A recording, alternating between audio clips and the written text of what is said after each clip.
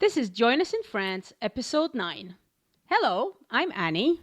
And I'm Elyse, and we welcome you to the Join Us in France podcast, the show where we share the best of France. Elyse is a professional tour guide and art historian.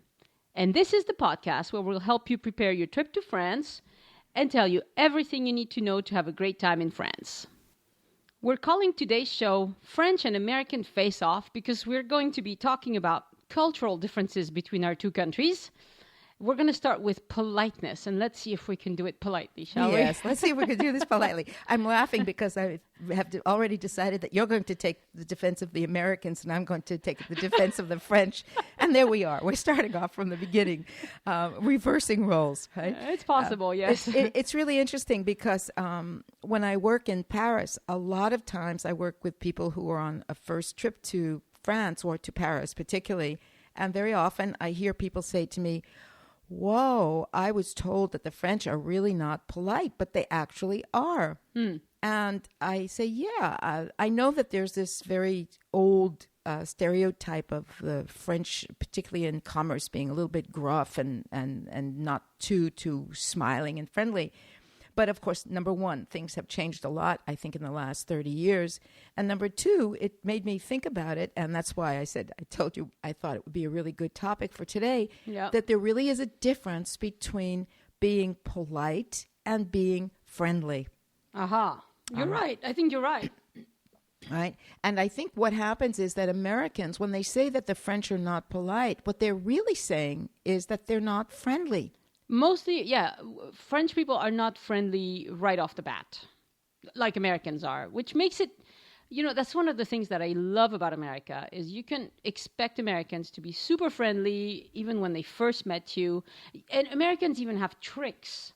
For instance, they will, if you're at a dinner party or something, they will make it a point to ask you questions about what you do, right, or if this is your first visit here, or how do you know the host, or, and these are questions that you can expect from Americans, which French people don't have this kind of rehearsed way of introducing and starting a conversation. We're more, we're more reserved. And yeah.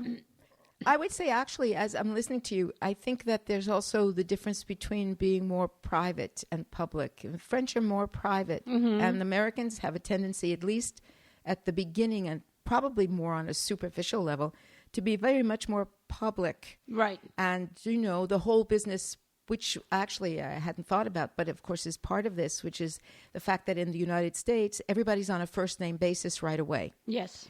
And in France, that does not happen. And in fact, it doesn't happen. It happens in social situations, depending on where you meet people. But for instance, going to the dentist or the doctor in the United States, as a patient, you're called usually by your first name. That's true. And in France, I've been going to the same dentist for 12 years, and she never calls me by my first name. Sometimes I think it's because she doesn't like me. But actually, it's just that that's not what people do here. They think it's not polite. Right. And it's very strange, actually, to meet French people who go by first name right away. I have met a few recently, but it's unusual. Most of the time, I have to tell people, please, let's do first name and let's do the informal way of addressing one another that we have in French, the tu. And sometimes I have to insist. We've known each other long enough. Let's do this. Yeah, I think there are two things. One, and I think it goes back to the whole question of what is the difference between being polite and being friendly. There is a notion of protocol in France that is very strong. And there's also the fact that in the structure of the language, you have two versions of you. You have, like, I guess in Spanish also, you have the formal and then you have the informal. Right. And so it is ingrained in people that there is a difference. And I have to say that over the years of living in France, there are times when I'm very thankful to have that difference because I can show people what I think of them sometimes by using the vous instead of using the tu. And I really enjoy that. It's kind of a reverse vengeance, if you want. You know. So you mean it's a slam to say vous to them? To me, it's a way of distancing myself from people. So if I don't want to be that familiar or to show that I don't appreciate them very much, I will use the vous, but otherwise, of course, I really don't. And that's because of the difference in the two languages. So talking about polite, I was thinking a lot about this when we talked about doing this as a subject, and I was thinking, and I don't know if this is accurate, but it's because I watch a lot of historical programs on French television, that it probably does go back to the French court, because in the Middle Ages and later on, it was known that in the French court, there was more etiquette and there was more formality and order of doing things and how and what you said than any other royal court in Europe. I see. And my guess is that there's a certain vestige of that left in this rigorous formality about the way you greet people. Well, there are definite rules that, to me, don't really... I mean, I don't see a point to a lot of these rules, but I follow them because otherwise you're not normal. Because you're not because you would be ignored, and that's part of the problem. Right. So let's explain how visitors to France should approach somebody they don't know from Adam. So this is the first thing you have to do. You have to learn, and this is true for everybody, and it's true even for me after all my years of living here. Before you say anything else to someone, you say, bonjour. Yep. Bonjour is mandatory. Do not utter any other words before you say bonjour. It's a huge faux pas. It's a faux pas. It's a faux pas. And strangely enough, even after all my years of living in France, there are times, specifically if I'm in a store situation and I want information, where I think that I can get away with just starting off by saying, excusez-moi, which of course means excuse me, which would certainly do the thing in the United States. Yes. It would be perfectly fine to begin that way. In America, you can say, hey, you. Well, that's the well, we're not going to even talk about that. But you know, excusez-moi comes after bonjour. That's right. You say bonjour, excusez-moi. Excusez-moi. And then you just... And then whatever it is. And of course, now that's if you're asking for any kind of information, directions on the street, if you're asking for where something is in a store, if any of those kinds of things, you would have to say bonjour first, because my experience literally has been, and this is, I was thinking about this, if you have people who stock the aisles in a big supermarket or hypermarket as they have them here in France. If you don't say bonjour, they don't look up. Right. They ignore you. Even if you say excusez-moi and you're actually breathing down on top of them, they literally will not look up at you if you don't say bonjour. Yeah. And it's almost like an open sesame kind of thing. Yes. You have to do that. Right? Yes. Now, and of course, the other thing, which is absolutely important, and this is really particularly true as tourists so that you don't give the wrong impression. When you walk into a store, now we're not talking about big stores, department stores and supermarkets where basically you are anonymous. But if you go into any kind of small store or boutique, the minute you cross the threshold, you say bonjour. Yeah, like to me, it feels like you're even talking to the walls. It's like saying, I'm here, you know. So you step in and you say bonjour. And sometimes people will respond, a lot of the time they will respond bonjour back to you, you know. And that makes it totally normal. If you walk into a waiting room, a doctor's waiting room, you have to say bonjour. Yes. And you're not going to talk to these people. No. You're just going to say bonjour and then sit down. And you know where else, Annie? In an elevator. Ah, yes, in an elevator. Now, yes. I was born and lived the first part of my life in New York. Now, if you ask someone from New York, if you talk to people in an elevator, they would tell you that you are out of your mind. You're a creep if you do. Not only that, but they're going to accost you if you do. Yeah, you just don't say things like that to people. You leave them alone. I mean, there is such a difference in mentality about things like that. And I'm actually chuckling to myself because a long time ago, this doesn't happen very often, but I was with my husband, who, by the way, for people out there, is French. Yep. And we went into a small little restaurant. And it was really a tiny place. It probably had 6 or 7 tables. And as we walked in, he said, bonjour. And I looked around and I said, who do you know here? And he said to me, I don't know anybody here. I said, well, why are you saying bonjour? And I thought that was the strangest thing I'd ever seen in my life. Well, he doesn't do that too much anymore, you know. But I thought, why are you saying bonjour to everybody? I don't know these people, you know. But it is very true that the French find it very, very rude if you don't say bonjour. Right. And again, when you are in a small store or even in a restaurant or a cafe, when you leave, you say au revoir. Yeah, you usually do. Although you will get away with not. If you don't, it's not as big a deal. I mean, they're not going to chase you down and say, hey, you didn't say goodbye. No, but you know, maybe it's because sometimes traveling around in the countryside, you go into a little cafe that's in a village or something like that, and there aren't a lot of people. It's not like in a big bustling place in the city where they don't know whether you're even there or not. Right. I find that if you don't say au revoir when you leave, they will say it to you, and it follows you. I almost can hear it as a reproach. Yeah. You know, au revoir, which means, okay, you didn't say it to me. I'm saying it to you. So then you have to turn around and, of course, say it back. Yeah. But I find that it's very true. And the other thing is, I forgot, because that's very important, and I've had lots of people mention that to me, getting on and off a bus. Ah, yes. Yes. Now, this is really interesting because, of course, in Paris, where there are masses of people... Do they do it in Paris? They do, mostly getting on. I find that people don't do it as much getting off, and not all buses, you will find people doing it because, of course, there are buses that are crammed with people and they're very busy.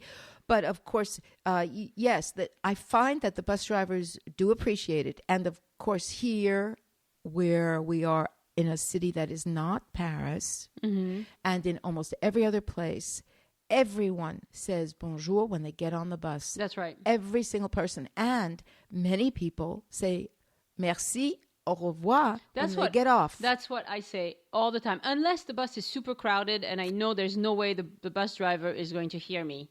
But I will go stand by the middle door of the bus. I don't take the bus that often, but when I do, I stand by the middle door ready to exit the bus, and I turn my head to the driver and I say, merci, au revoir. Well, I don't turn my head. And I'm not the only one, because lots of people do that. But I think in a bus situation, definitely if the bus is empty and you walk onto a bus and you want to be friendly and you want to see a smile on the driver's face, say bonjour. Yes, and I think it's very interesting because I do a fair amount of work with people from Asian countries who come here as visitors. Right. And, of course, their customs are so incredibly different, even from the difference between Americans and French. Right. And I have found that when I ask them their impression of French people, they will tell me, interestingly enough, that what they love is that they're so polite. And they love the fact that people say hello, bonjour, merci, au revoir, because in Asian countries, people do not. And there's much more bustle and people are crowded and people have a tendency more to shove and things like that. Yeah. So for them, this is delightful. So it's very interesting that it's such a subjective experience when you think about it, because, you know, for us, it becomes sometimes, I think, it can be considered to be a little bit weighty that you have to do this, even though most of the time I do it without thinking about it. Yeah, I think it's good because it shows that, I mean, clearly, most Americans who come to France, and Anglos in general, I think, but this is especially true of Americans, French people can spot you from a mile away. Because the way you carry yourself, the fact that you look around and you smile, French people don't do that very much. The fact that you're dressed like an American, they can tell, you know, you're really easy to pick apart. And if you make the effort to say bonjour and I mean, nothing terrible will happen to you if you don't. No. But good things will happen to you if you do. Absolutely. You will get better service. People will be more patient with your poor French if you're trying French. And even if all you say in French is bonjour, and then you say, parlez-vous anglais or something like that, and then you switch to English, they will be much, much more likely to try and be helpful to you if you said bonjour first. Yes, I absolutely agree. And I think do we have time? I'm going to tell a story. Oh, sure, we have time for This a story. is really a true story. I was with my mom who was visiting, and we were in the old cité of Carcassonne. Yes. And my mom, bless you out there, dear mommy, is someone who loves jewelry. So we were in a wonderful small jewelry store that has lots of silver jewelry and lots of jewelry with gems and stones that they make themselves. Yep. And I've been there a few times. And my mom has actually been in there each time she came, and we would go there and shop. And we were in this store, and she was grazing, as I would say, seeing if there was anything she wanted to buy. And 3 American tourists came in. And while we were off in a corner, kind of looking in the counter and doing our own little thing, they were a little bit loud. They came in, they asked to see 2, 3 very important pieces, big pieces of silver with lots of, I think it was turquoise, I don't remember exactly in it. And in the end, they spent probably about 20 minutes asking the saleswoman behind the counter to pull out everything that looked like a big important piece. Right. And they asked how much they were. And this was a store, so there was not bargaining going on about price or anything like that. And at one moment, the saleswoman turned around to get something. And with all of these big pieces on the top of the counter, these 3 people turned around and walked out of the store without saying a word. They did not say, no, thank you. This was a woman who was speaking to them in English because they didn't speak French either. Right. And they didn't say, thank you very much. They didn't say, I'm sorry, I think I don't want this. They just literally did not say anything. They walked out. And I was ashamed. Yeah. I was literally ashamed of their behavior. Yeah. And the woman turned around and she said out loud, how rude. Yeah. And I said to my mom, did you see what just happened? Now, my mother happens to be someone who has worked behind jewelry counters. Okay. And she has worked in stores. And she said, yes, that was the most impolite thing I have ever seen in my life. Yeah. Now, obviously, that may have been just this one particular group of people. Sure. But it really is the indication of the kind of stereotypical behavior that you don't want to have. Right. That you don't want people to think of you as being rude and considerate. Maybe they didn't realize it. I don't know. They probably didn't. Or maybe they're just rude all the time. Right. That happens. I mean, there are people like that. But basically, I would say the key is there are 4 words to learn in French. Bonjour, au revoir, Yep. merci, Yeah. and s'il vous plaît. Yes. S'il vous plaît is please. Please. Merci is thank you. Bonjour is, of course, hello. And au revoir is goodbye. Is goodbye. And then if you get past that, you can say excusez-moi. Yes.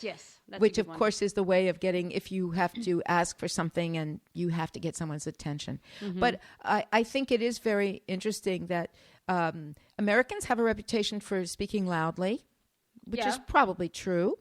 Yeah. We're a little bit raucous, although there are other groups of people that can be raucous too. Yeah. Which is fine as long as you are polite. Right. I think that it's not so much the way you behave. Honestly, if you're petrified of saying something wrong in French and you cannot bring yourself to say bonjour because you're afraid you're going to say it wrong, it's better to say hello Yes. than nothing at all. So try to say bonjour, but if that's really going to take too much effort, then in the right cultural situation, when you walk into usually I think it's like when you walk into any small enclosed space, even if you don't know anybody in there, you just say bonjour or hello. As you say, talk to the walls. Yes. It's just a French thing. And now, let's talk about the other side of the coin. Yes. And that is standing online. Ah, yes. Okay. Oh, New Yorker. Yes. Where I lived in the U.S., it was standing in line. Okay. Well, whether you're on the line, we can argue about the prepositions in English forever. Anyway, are you on a plane or in a plane? Really, Definitely in a plane. In a plane. Well, we could argue about that. But this is the other thing. The French are very, very polite, but they don't believe that it's necessary to stand online. True.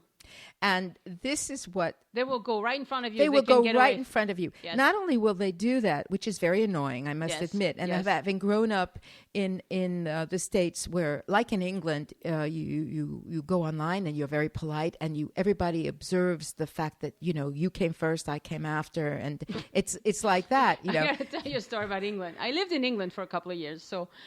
the first time I saw this, I was flabbergasted. As a French kid, I had never lived outside of France. This was my first experience away from France. So it's raining really hard. And this is in London, and people are queuing up for the bus.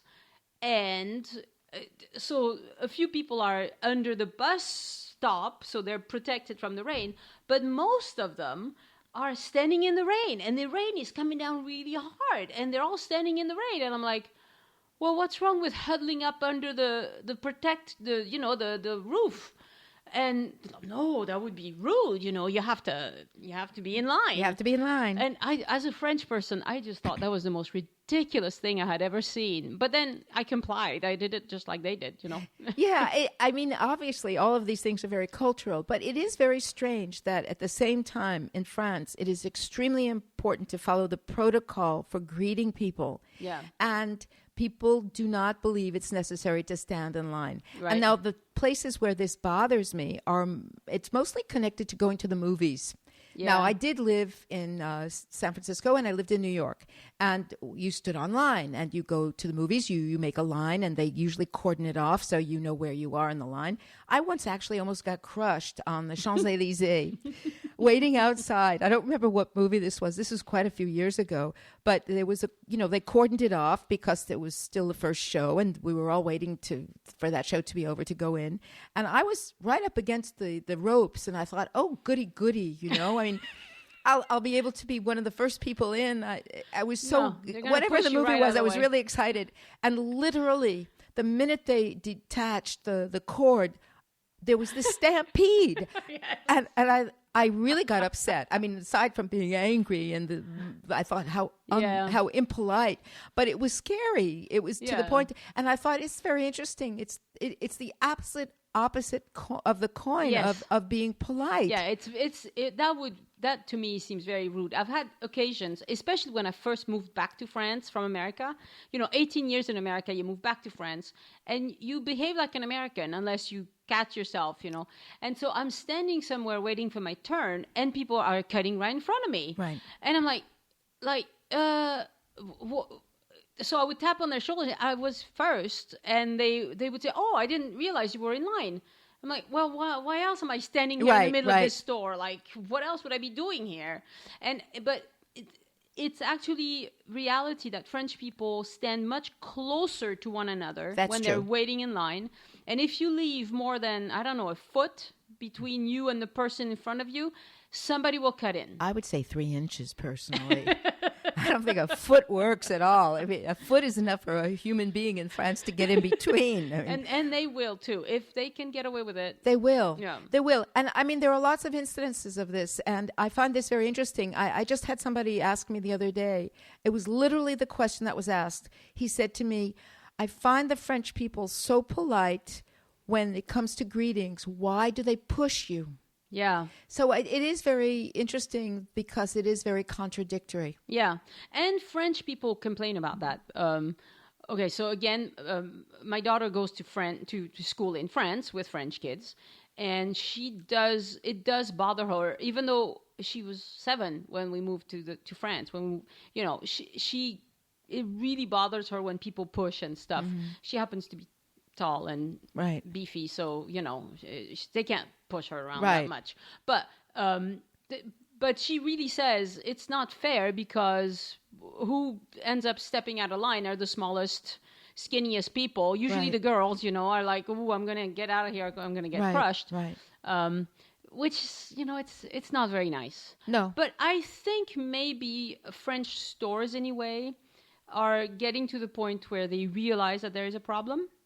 And when we organize events, I'm very involved in basketball. When we organize events, we make a point to make sure that if we sign autographs or something, if the players sign anything, no crushing them. We protect them. You make the people stand on line. Because it's entirely possible that at any time, a group of French people, if they feel the urgency to get close, they will push. Yes, and of course that has to do with the notion of space. And there's so much of this that has to do, obviously, with cultural differences. I was just thinking, the last time I was up and down the Champs Elysées with a group of people, which is about a month and a half ago, we watched a group of people standing online to get into a store. And it's very interesting because there are certain stores, more or less the stores on the upper end of the range that insist on making a line outside because they don't want there to be too many people inside the store at the same time.